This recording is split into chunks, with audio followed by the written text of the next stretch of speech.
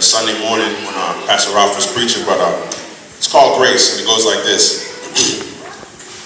There is only one God who possesses all power. He is the King of all kings, and the devil he devoured. He volunteered to die on a cross. How could he ever be a coward? And then he rose from a grave so salvation could be ours. He said, I am the way, the truth, and the life. Redeemer of the world, he said, I am the Christ. But the Pharisees, they looked him in his eyes and said he was a liar. They claimed that he could never be the prophesied Messiah.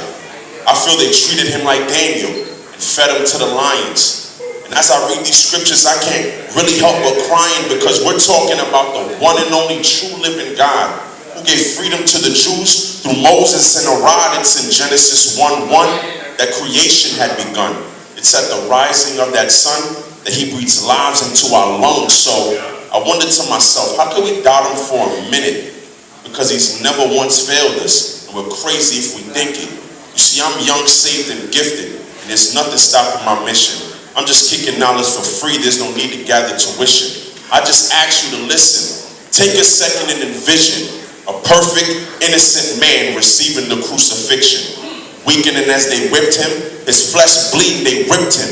But he never once was a victim, but an ambassador for the kingdom. Now, are you willing to die?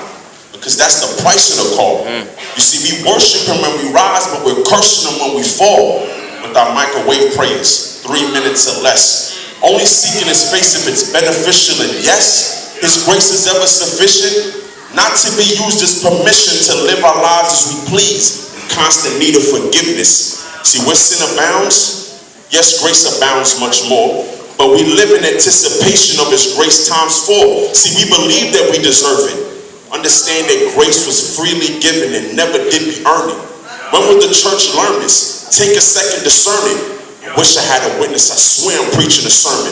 Turn from your wicked ways. Turn from your wicked ways. Don't find a way to be wicked. Walk away from temptation and beat your flesh to submission.